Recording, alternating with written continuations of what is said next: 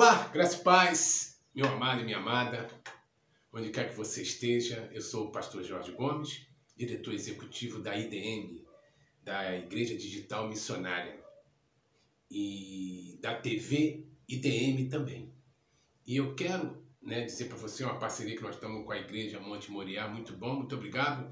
Meu pastor Celso, lá de Rio das Ostras, muito obrigado pelos trabalhos que tem enviado para nosso WhatsApp, para que a gente possa estar produzindo, editando e colocando na IDM. Se você tem vídeos e gostaria de fazer essa parceria com a IDM, manda para a gente. Amém? Louvado seja o nome do Senhor Jesus.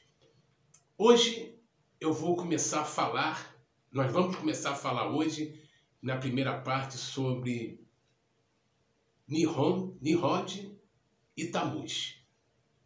Como nós estamos no final do ano e as pessoas sempre festejando as festas pagãs, que não é festa dos cristãos, vamos falar sobre o falso Natal, onde de maneira alguma Jesus é reverenciado, de maneira alguma Jesus é exaltado nessas festas natalinas. Eu digo isso porque aonde há bebedeira, aonde há glutonarias, aonde há falsidade, ali Jesus não está, meu amado, meu irmão. Então, quero dizer para você que esse Natal, esse dia de Natal, isso foi invenção dos falsos cristãos, isso foi coisas diabólicas, tramada pelo diabo. E vou dizer uma coisa para você. Presta atenção que eu vou dizer para você, que o pastor Jorge vai dizer para você neste dia. A sua boca, a Bíblia diz que ela abençoa como maldiçoa.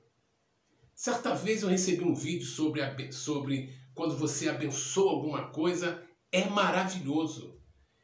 Você, quando abençoa uma pessoa, você seja abençoada em nome do Senhor Jesus, você traz o céu desce até essa pessoa.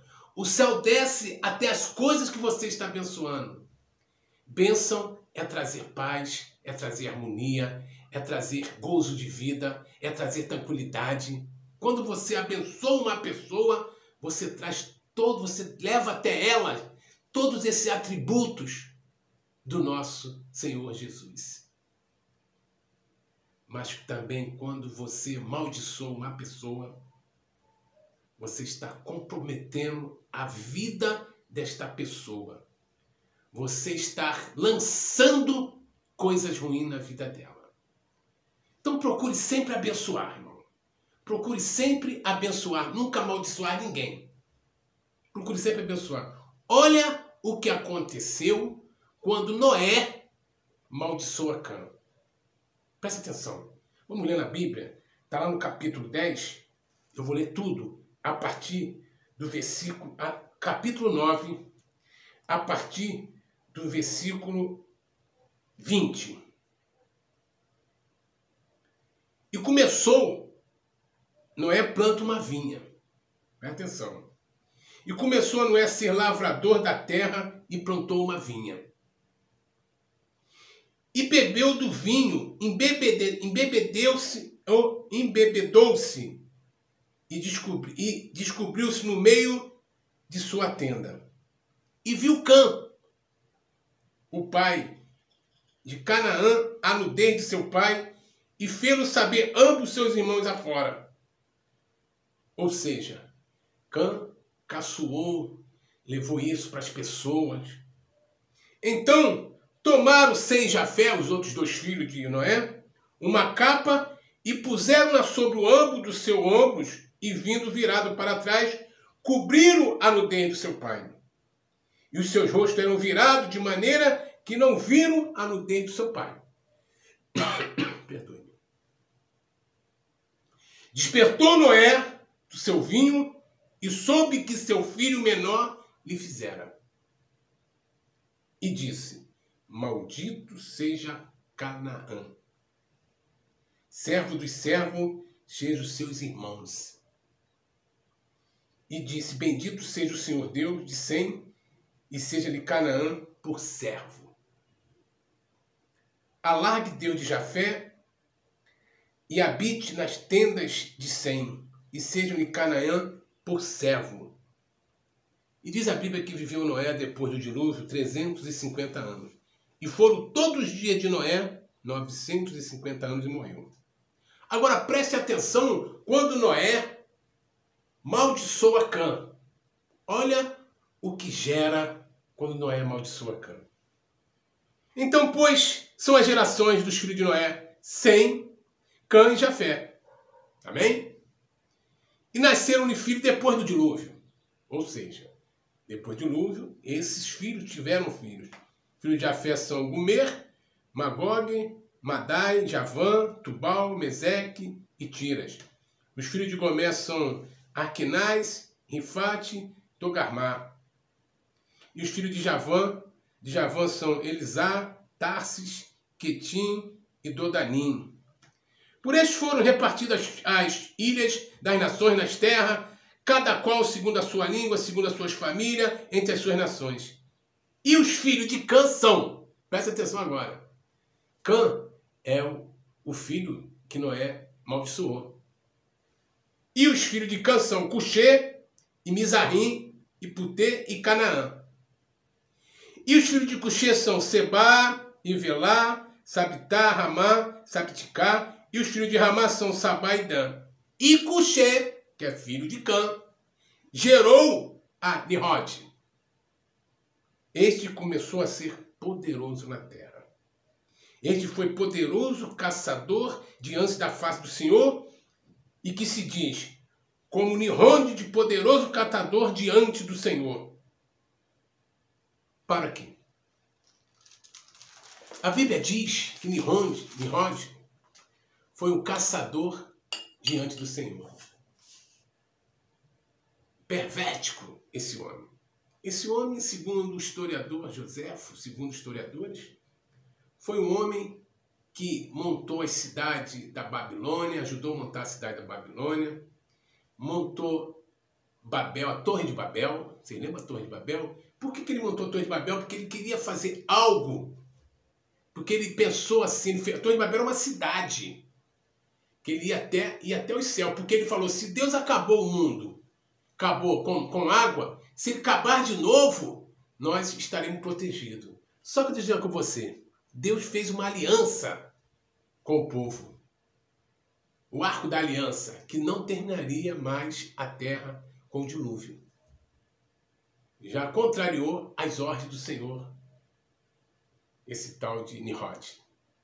Agora, a partir de Nimrod, é que começa a grande história do Natal. Aí vem o Sol, vem a Saturnália, vem o Deus Sol. É uma história muito... Eu não vou contar a história toda, você vai e pode pesquisar. Eu vou falar o que vem a partir de Nimrod com a sua mãe, esposa, Semiramis, e que nasce Tamuz. Veja a história do Natal. Graças e paz. Após o dilúvio de Noé, quando um dos seus filhos, chamado Cã, viu dormindo, embriagado e nu, começou a rir do seu pai e começou a contar os seus outros irmãos, Sem e Jafé. Sem e Jafé cobriram a nudez do teu pai. E Noé, quando soube do acontecido, o amaldiçoou seu filho chamado Cã, para que estes e seus descendentes serviam os seus outros 2 filhos, e toda a geração após Cã se tornou maldita. E Cã casou-se com Semiramis, e geraram um filho, Nimrod. Nimrod este matou o seu pai Cã e casou-se com a sua mãe. Foi fundador da Babilônia, Nínive e outras cidades pagãs. Tentou levantar a Torre de Babel e o Criador o impediu. Seu tio Sem o matou, pois ele estava muito contra o Criador. Semiramis, sua mãe e esposa, espalhou a mentira que ele não morreu, e sim foi para o céu. pois ele se dizia ser Deus, Deus Sol. E Semíramis engravidou e dizia ser um presente dos deuses, e era uma reencarnação de Nimrod, mas na verdade é fruto de uma traição. E nasceu Tamuz no dia 25 de dezembro, Deus Sol dos egípcios, babilônicos, gregos, persas e romanos. Ele morreu durante uma caça, provavelmente morto por um animal selvagem. O seu corpo ficou caído sobre um tronco apodrecido de uma árvore, e sua mãe dizia que neste tronco nasceu um pinheiro. E todos os anos do dia 25 de dezembro era comum as pessoas levarem um pinheiro para dentro de sua casa e enfeitavam com ouro, prata, como símbolo do renascimento de Tamuz.